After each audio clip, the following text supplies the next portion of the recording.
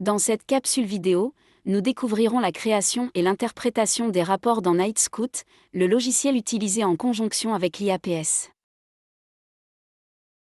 Les vidéos précédentes ont couvert les étapes pour créer un site web Knightscope et pour y connecter votre IAPS afin de transmettre des données toutes les 5 minutes.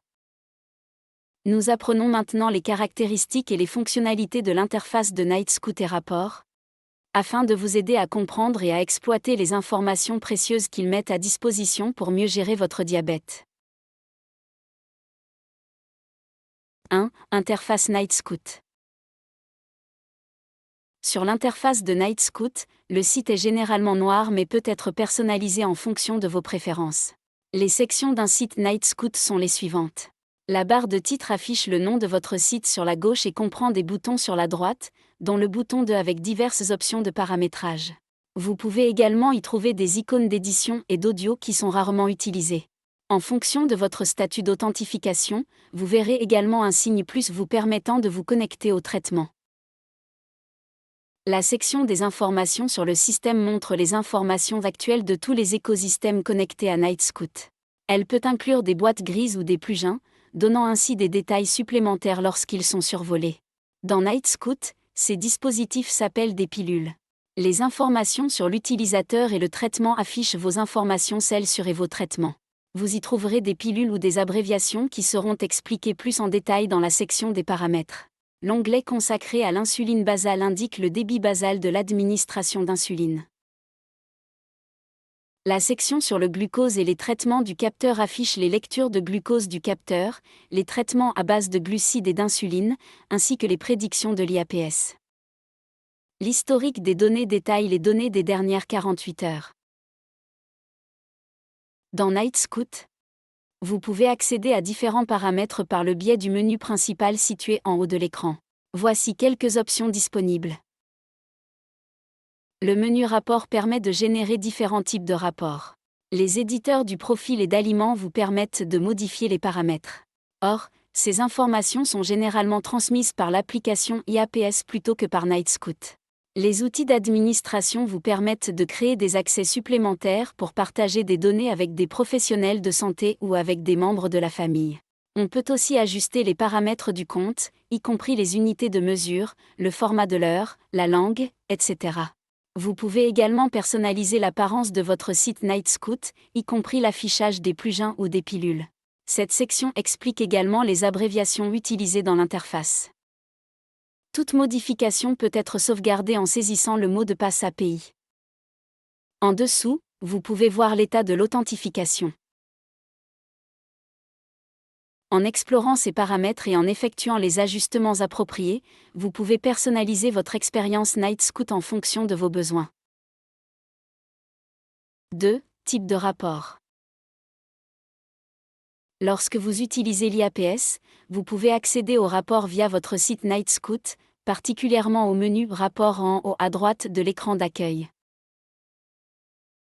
Voici quelques-uns des principaux rapports auxquels vous pouvez accéder.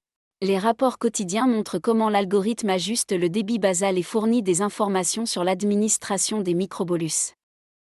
Le rapport de distribution affiche le temps dans et en dessous de la cible, ainsi que l'estimation de l'HbA1c.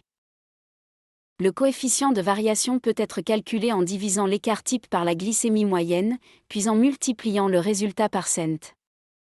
Le rapport sur le graphique des percentiles offre une image de type profil de glycémie ambulatoire pour analyser les tendances de la glycémie.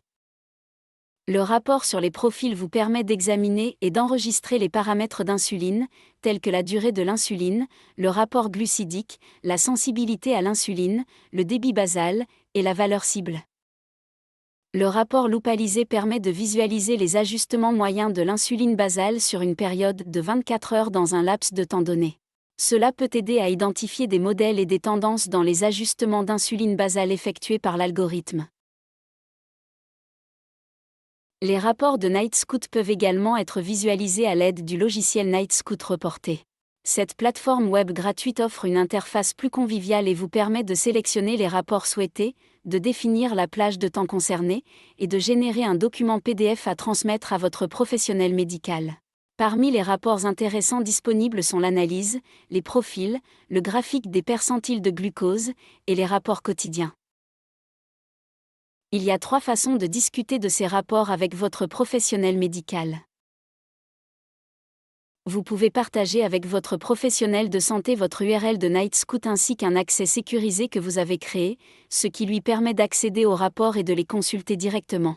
Même s'il n'est pas possible de générer directement un fichier PDF à partir de Knightscope, vous pouvez enregistrer les rapports en tant que fichier PDF. Il suffit d'ouvrir le rapport souhaité, d'appuyer sur Commande plus PE sur Mac ou Ctrl plus PE sur Windows et de sélectionner ou enregistrer en PDF comme option d'impression. Vous obtiendrez ainsi un fichier PDF que vous pourrez enregistrer et envoyer par courrier électronique à votre médecin. Une autre option consiste à utiliser Knightscope Reporter pour créer des rapports plus attrayants visuellement qui sont aussi faciles à transmettre à votre professionnel médical. Avec l'aide de Knightscope et de Knightscope Reporter, vous pouvez accorder à votre professionnel de santé des rapports complets qui mettent en évidence les performances et les tendances de votre gestion du diabète avec IAPS. 3. Interprétation des rapports. Dans IAPS, les principaux paramètres qui peuvent être ajustés sont la cible glycémique, le débit basal d'insuline, le rapport glucidique et la sensibilité à l'insuline. Ces réglages peuvent être effectués via les paramètres. Il est important de suivre une approche structurée pour interpréter les rapports et procéder à des ajustements. Voici un guide détaillé. 1. Évaluer l'information glycémique. Vérifiez sur le rapport de distribution si les objectifs du traitement, en particulier le temps passé dans et en dessous de la cible, ont été atteints au cours des 2 à 4 dernières semaines. Conformément aux directives internationales, le temps passé dans la cible doit être supérieur à 70%, tandis que le temps passé en dessous de l'intervalle doit être inférieur à 4%. Si vous avez accès au rapport d'analyse de Knightscope Reporter, notez la fréquence des bolus, qui devrait être en moyenne de 3 fois par jour. 2. Optimiser les paramètres de l'AID. Analysez le profil glycémique ambulatoire pour identifier les tendances à l'hypoglycémie ou à l'hyperglycémie. Si vous repérez des tendances, essayez de découvrir dans les rapports quotidiens si elles sont liées à des bolus. Pour les tendances liées aux bolus de repas, évaluez des facteurs, tels que le moment d'administration et le comptage des glucides, puis envisagez d'ajuster le ratio glucidique. Si l'hyperglycémie postprandiale est un problème, envisagez également d'utiliser une cible temporaire plus basse avant les repas. Vous pouvez également envisager l'option d'insuline à action plus rapide comme Fiasp ou Lyumjev. Pour les tendances après les bolus de correction manuelle ou après une hyperglycémie, modifiez la sensibilité à l'insuline ou la durée de l'action de l'insuline afin d'ajuster l'agressivité de l'algorithme. Pour les tendances en dehors des repas ou des bolus, vous pouvez ajuster la valeur de la glycémie cible par bloc horaire ou modifier le taux d'insuline basale de 10 à 20% à partir d'une heure avant et pendant la période correspondante. Il est également important de considérer les corrélations possibles avec les bolus manqués, l'exercice, l'alcool ou l'hypoglycémie. Dans IAPS, il est important de s'assurer que le débit basal d'insuline est correctement réglé. Si vous remarquez un schéma constant d'augmentation ou de diminution de l'insuline basale au cours d'une période spécifique de la journée qui ne peut pas être expliquée par les supermicrobolus ou les bolus manuels, par exemple dans le rapport loupalisé, l'objectif est d'ajuster le débit basal d'insuline à ce moment-là pour s'aligner sur les exigences de l'algorithme. Si vous êtes un utilisateur expérimenté de l'IAPS et que vous souhaitez améliorer votre profil, vous pouvez envisager d'activer Autotune. Vous pouvez contrôler l'agressivité de l'administration d'insuline de l'algorithme IAPS de plusieurs façons. Vous pouvez ajuster les valeurs maximales du basal et de l'insuline embarquée.